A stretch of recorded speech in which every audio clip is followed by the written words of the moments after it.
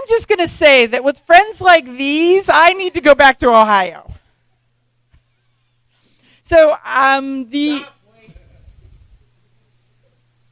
somebody get a stick. Oh yeah, the stick. I want sticks. We never sticks. I'm going for that stick. So sorry, Craig. So the topic for this presentation is setting up remote video podcasts. It is being produced and hosted by Craig DeLuz, who is the president and CEO of 2A News Corporation and the owner of Uncommon Sense Media. He is the former director of legislative and public affairs for the Firearms Policy Coalition. You guys know it as FPC, and is currently the co-host of The Rundown.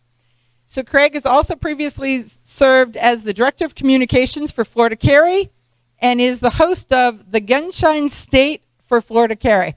That's where I first heard of him, was The Gunshine State. So once you hear of him and then you start to follow him, you're going to find out he's pretty amazing. So hand, please, for Craig DeLuz. Thank you, Amanda. So really what I want to talk about, first of all, in general, I want to talk about video. Video podcasting or live video podcasting is one of the things that I want to make sure to talk about. Is it possible to get the slide up? Yeah. Okay, so let's talk video. A lot of people don't really know or think about whether or not they should be video. Some of you here actually are doing video, but are you maximizing what you could be using video for or how you can be using it? Some of you are just doing audio podcasts and you're wondering, should I be doing video and what kind of video should I be doing? Some of you are just doing blogs, or you're writers, all right, or you're spokespeople in the industry.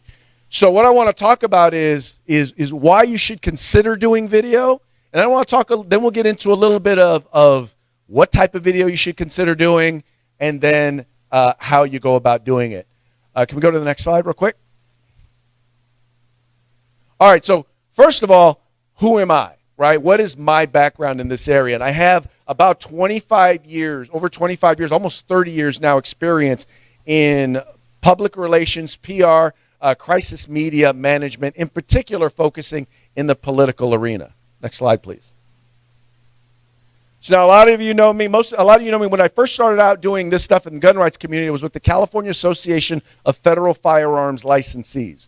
And I was the chief spokesman for that organization, which would eventually then become the Firearms Policy Coalition. FPC started off as a project of CalFFL. Eventually, I would become a lobbyist, a full-time lobbyist for gun rights in California. You can imagine that I have seen all sorts of wackiness, craziness, and crazy legislative proposals in California because, if you've seen it in your state, if it exists or it's been proposed in your state, trust me, it was introduced in California first. I also host Morning Coffee with Craig. That's a program that we do with the Firearms Policy Coalition where we talk about gun rights and gun rights stuff.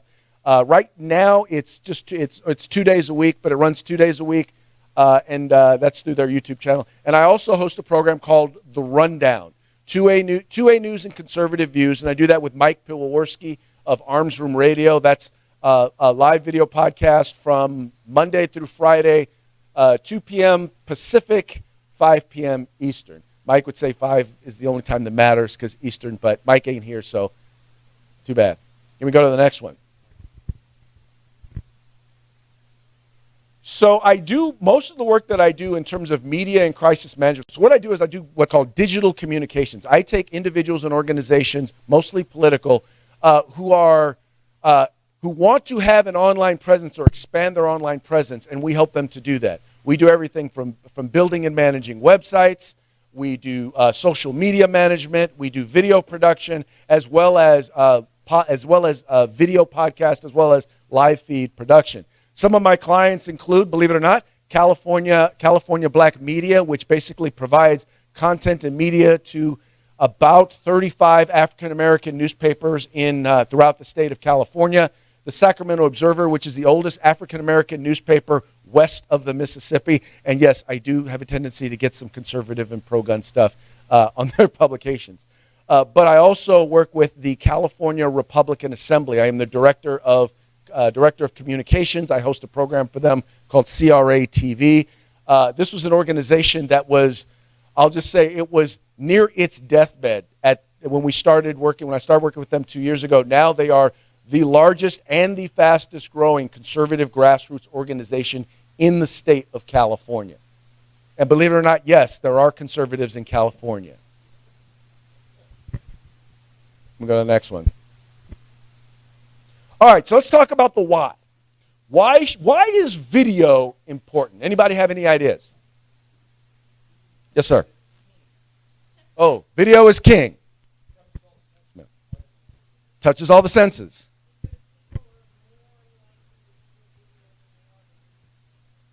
People are more likely to watch a video than read something, yes.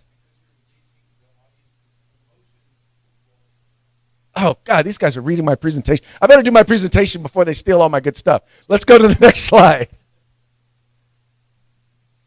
All right, so first of all, it's important to understand that people who study how people consume content believe that it is important to do video. According to Demand Metric, in partnership with Vidyard, 83% of those surveyed respondents said that video is increasing in importance. In other words, those who are in the industry of communicating to you, reaching out to you, trying to get your eyeballs, those folks are saying that it is vitally important that you do video. Next slide, please.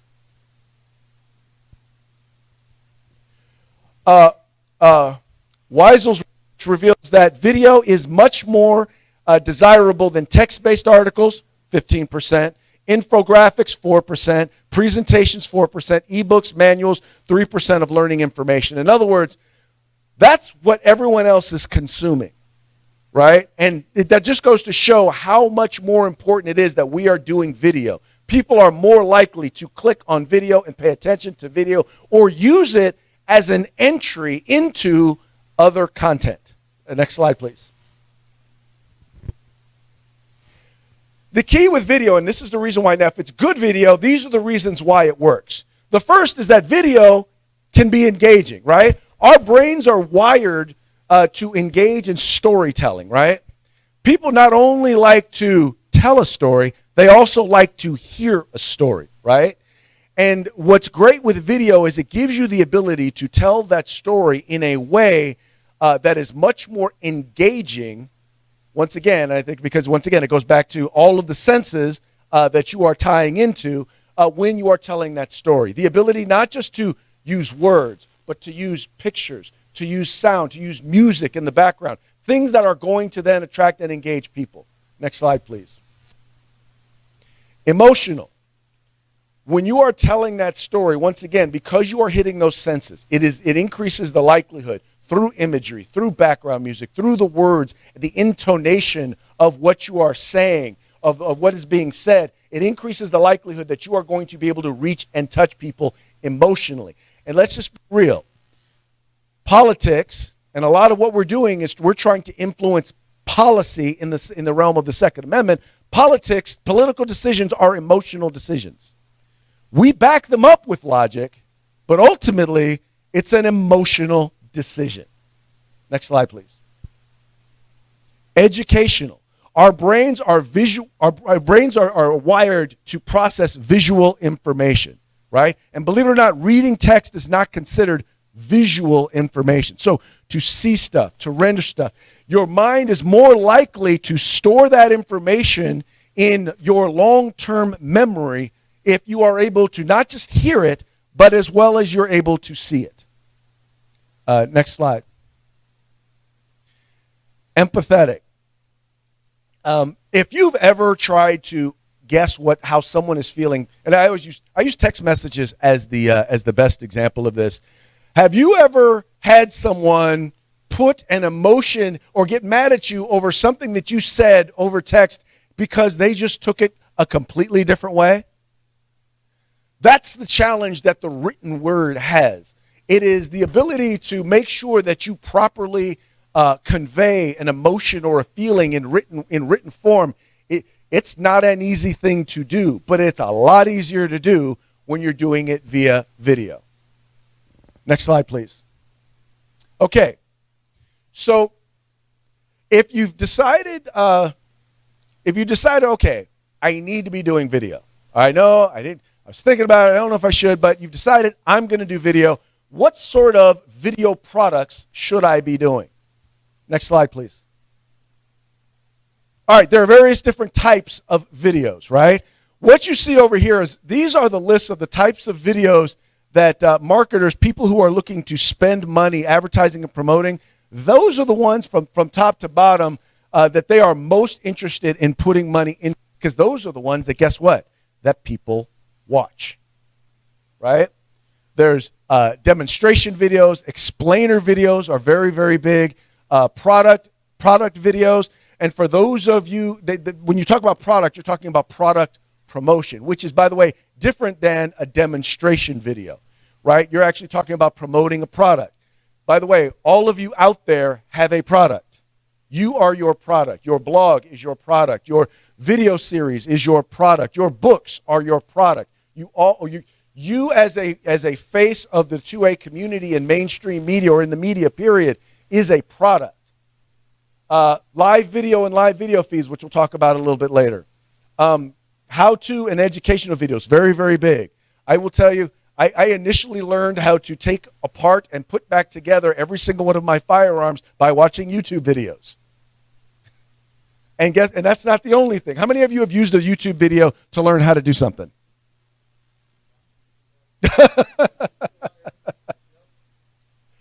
So then you've got vlogs, you've got webinars, once again, and training videos.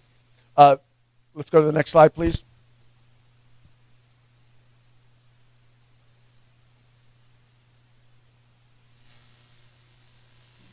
There we go.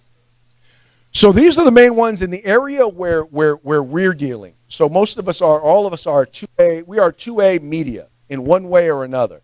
The types of videos that you need to consider doing. Number one, news and commentary. Second Amendment issues largely are not covered by the mainstream media. When they are completely wrong. Well, almost always wrong. Usually what we get when we're looking at, in particular, news we're looking at news that's done by the non-2A community, what you'll see is anti-gun, anti-gun, anti-gun, pro-gun, anti-gun, anti-gun, anti-gun. And that's how that usually goes. So there are people in the 2A community, but oh, by the way, there are also people who actually work in mainstream media who are looking for resources of accurate information regarding to 2A stuff, right? Now, that's done in two different ways. You can either do talking heads, and a lot of us do that. The rundown is an example of talking heads. It's me and Mike just talking about the news of the day. Same thing with the Polite Society podcast or the Bullet. You're talking about the issue and news of the day. There's also audience engagement, live feeds. Live feeds are vitally important because it makes people feel like they are there. Even if they are not there, it makes them feel like they are there, right? It gives them an opportunity to experience the event, or whatever's going on, whatever you're talking about in particular, through your eyes. There's also Q&A. This is a great way to do, for example, a webinar, right? So in other words, what you do is whether it's through your social media or through your email or through your e-newsletters, you're getting questions from people, and then you bring forth an expert that can then answer those questions, right? Provide information to your audience. And here's the thing. Right now, engagement is the number one thing. That's what people are looking for. All of the algorithms, whether it's Google, whether it's Facebook, whatever it is, what they are looking for, the number one thing they are looking for that push your content to the front of the line is engagement, right? And then once again, what was the first thing that we said about video? It increases engagement. All right, and then finally, promotions, teasers, highlights, or video ads. Now, I bring that up because there are a lot of people here who have, who do, for example, a podcast. And one of the ways in which you can promote that podcast is by pulling out snippets, throwing some graphics, some visuals, creating a 30 to 60 second video that you can then share on TikTok, that you can then share on Instagram Reels, that you can then push out there to promote your content, right? That's a big way in which Joe Rogan built his following was from those. No, most people right now are not going to YouTube to watch all of Joe Rogan. They see a snippet of it of the program with Mark Zuckerberg. They see the snippet of Elon Musk smoking a joint on Joe Rogan's show. They see that and people then go to that, right? So you can use video as a way in which to promote, once again, whatever your product is, whether it is the written word through blogs, whether it is an audio podcast, or even pulling significant snippets out of your video podcast. You can do that and reformat it and repurpose it as a promotional tool. So not only are you providing entertainment to folks when they're watching it on Reels or they're watching it on Instagram, but you're also providing a link back to your content, because if they like what they see, they're going to want more. Next slide, please. All right. So how do I get started, right? Now I've decided, I have an idea of what I might want to do. What are the things that I need to consider when starting to produce video? Next slide, please. All right, the first thing is just do it. Just do it. Make the decision, make the commitment, and start taking the actions to actually make it happen. Because here's the reality. In particular, in this room, you already have most of the stuff you need in order to start making it happen. All right? Content, passion for your message, technology, and willingness to learn. Can we go to the next slide, please? So when I started doing Morning Coffee with Craig, I was getting a couple of dozen people who were watching it at a time, right? And we did it with nothing more than an iPhone on a tripod. Eventually, we started doing more. We added the 1080 camera, and then graduated to the 4K camera. We added a professional background and all of that. We added actual, microphones, high quality microphones and all that. But what we did was we started with what we had. And right now you have, and do me a favor, hold up. If you have a cell phone, hold it up. If you have a smartphone. If you have a dumb phone, don't hold it up. But you have literally a production studio in your hand, right? You have everything you need in order to get started. And in many cases, the cameras on these are better than a lot of the cameras you're going to go out there and buy. And chances are you already know how to use this camera.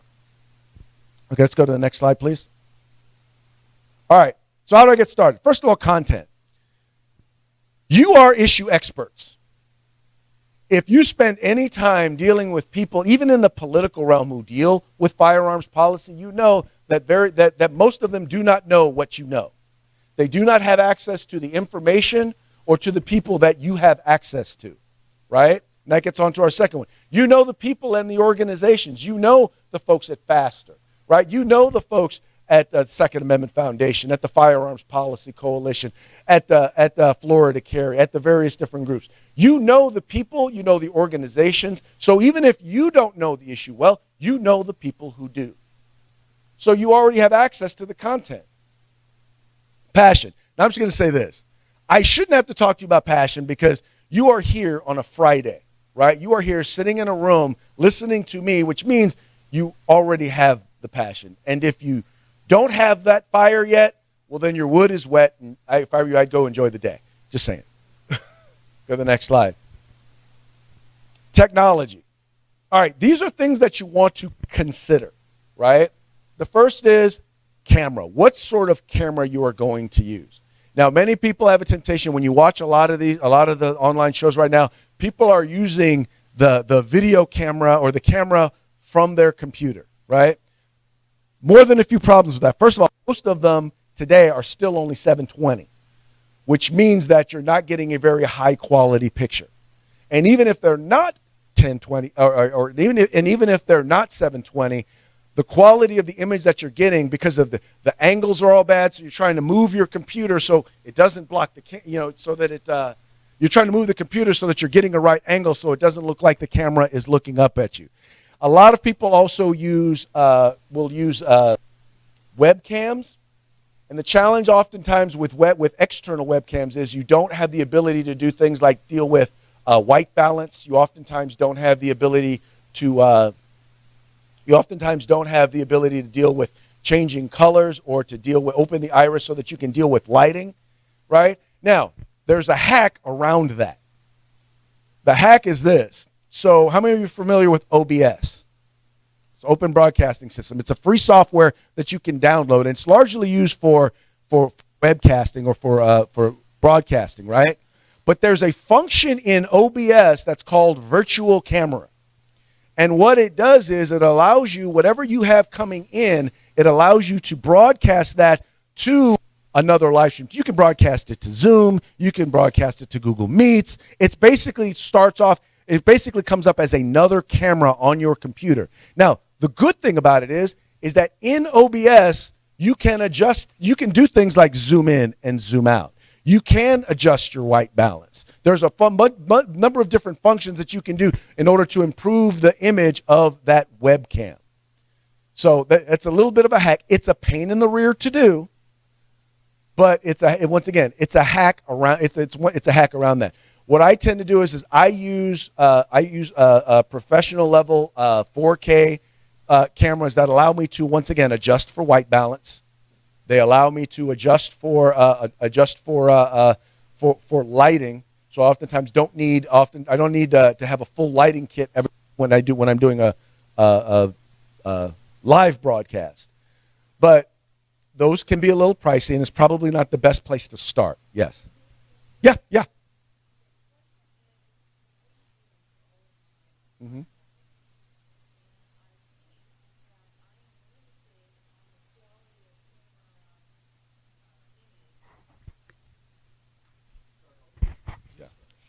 So I use Zoom for all of my video interviews. Mm-hmm. And what I think I know is that it doesn't matter how fancy of a camera I have on there because Zoom is going to dumb it down to where Zoom's going to take it. And so are these awesome things that you're telling me about OBS and 4K cameras and all that stuff, is that something I can use with Zoom, or should I ditch Zoom and use something else? I'll put it to you this way. You want to have a decent, how do I put this? There's a saying, garbage in, garbage out. If the quality of your image going into Zoom, even though it's being compressed, if the quality of that image going in is not good, so for example, the quality of the image the image that you get on Zoom has nothing to do with your white balance, right? Whether or not you look too red or you look too pale. It has nothing to do with the lighting that is in the room, right? Maybe it's too dark or whether or not it's too light, right? It doesn't necessarily impact that. So you want to use OBS in order to address that, or a better camera. And once again, the camera, usually if you're using a camera in particular for live feeds, if you're feeding it into a live feed service, then you're going to need to use a video adapter. A video capture, that's something that allow you to then push the video from the camera into the computer and then out. So you want the best image to start with. Yes. And then Zoom's going to do what it's going to do. Right. But at the highest level possible. And when eventually you want to get to a point where you're using something other than Zoom. Yeah. Because Zoom is not really necessarily made for broadcast quality imagery. Yeah. Thank you. Okay. Lighting. Lighting is vitally important. You want to make sure that you are well lit from the front. You also want to make sure that you are lit from the back, right? You want to make sure that you have appropriate amount of lighting. You don't want to sit in front of a window with the sun behind you, right? You want to make sure that the lighting is at your front. You want to try and make sure that it's spread out enough to where you don't have a bunch of shadows. If you're doing green screen, let me tell you, lighting is everything. I've done plenty of green screen that was really, really bad because my lighting was really, really bad. Sound and audio. Let me tell you something. If I can tell you, if anything needs to be quality, if I had a choice between the audio being good and the video being good, audio should be better. Invest in your audio first. Please, please, please, because when something sounds bad, and I know because I put out a lot of stuff that sounds bad, people more recognize that. They more comment on that than they do when something doesn't look right. So make sure you invest in good audio. And by the way, good audio is cheaper than good video. Just saying. Editing and production software and hardware. Let me tell you something. There are a lot of options now for streaming, for doing live feeds. But the great thing about them now is many of them you can actually also just record. So you can actually use it to do production ahead of time. So rather than recording it on a camcorder and then going and cutting in and adding in lower thirds and all of that stuff, you can do everything in pre-production so that when you go to produce it, when you go to do the show, boom, it's done. It's in the can and it's ready to run. You can also, once you get used to doing that, you can also then run it or do it as a live feed. But consider investing. Once again, start small. And I'll tell you, with any of this stuff, start small and then start to learn what you're doing at that level and then invest a little bit more into the next level. And that's where I also get into the broadcast, a little bit into the broadcast platform. We go to the next slide. All right, this is our closing point. So these are some basic keys to remember. Number one, don't let the perfect become the enemy of the good. There are some shows, some content that I watch out there that is just, I'm not gonna lie, the production quality is horrible. But they have all of these followers, all these subscribers, all of these views because people enjoy their content. And that gets to the next thing. Consistency is king, right? Do what you do and do it as often as you do it. All right? What that means is if you decide I'm going to do a weekly show, then do a weekly show. If it's going to be available on Friday at 2 p.m., it needs to be available on Friday at 2 p.m. because especially now that people have the ability to tune in on their TV, people's watching habits are the same. They're going to tune at the same time. And if it's not consistently available for them, then you won't become a consistent part of their life or what it is that they're doing. Always be learning and improving. You will make a lot of mistakes. I don't care how prepared you think you are when you start, you are going to make mistakes. I know because I have a lot of bad video content out there. But that bad video content helped me to eventually do better video content. And finally, and that's why I like the session that was before this, promote, promote, promote, promote, promote, promote, promote. If you do not toot your own horn about your product, right, and about what your product is promoting, no one else will. And that's kind of it for my presentation. I know I didn't get much into doing the setup for the live video remote podcast. Did you want me to answer any questions or anything on that, or didn't I have any if you don't mind, we do have a few questions coming in from online. All right, we've got Gun Websites over on the YouTube side wanted to comment, said some negatives for video exist too. Lack of production value can get a subject dismissed, ignored if you place it next to the wrong alternative. Time invested in message, etc. You want to comment on that? I'm not understanding the question. Some negatives for video exist too. Lack of production value can get a subject dismissed or ignored if you place it next to the wrong alternative. What I found is that people are forgiving as long as you're getting better. If you keep making the same mistake, then eventually you're going to lose audience share. The better your quality of your stuff, the more likely people are going to consistently tune in. But you constantly have to be listening. Let me tell you, especially on video, people will comment. They will tell you what the problems are. Read your comments for that, in particular, to find out what stuff you need to improve. Next question was, what is the next step from Zoom? So that's where you start getting in. You start looking at there are services that are available. There's that are available via online. So there's Restream. There's what you use vMix, right? vMix, yes. vMix. There's StreamYard. There are different ones that are available that have a lot of the post-production stuff for you to be able to use. To basically, you just hook up all of your computer stuff and it goes straight up into the internet, into the cloud, and you do all of the production stuff there on the website. Now, then you get beyond that, and there are programs that are like OBS, only they are more professional and provide you a lot more resources. I use a program called Wirecast. It's relatively expensive, but it's high quality and allows you to produce a high quality production. We're going to take one more question. Thank you. Not so much a question, but just a couple of quick points. Watch your video before you post it if you're not being live. And please, please, please turn the music down. It should never be louder than your voice. Good pointers. Two very good pointers that I had to learn the hard way, just so you know. Not that she was talking about you, but Oh, no. I'm just saying, but I just say that to say you're going to make mistakes, and it's okay. Because a mistake that you learn from is a good thing. A mistake that you repeat it often, you keep repeating and don't learn from, that's not such a good thing. and those who don't make mistakes don't take any risks, don't take any challenges, don't get off the sofa and don't do anything. So we want mistake makers who are mistake learners. Thank you. Thanks, Craig. Okay, so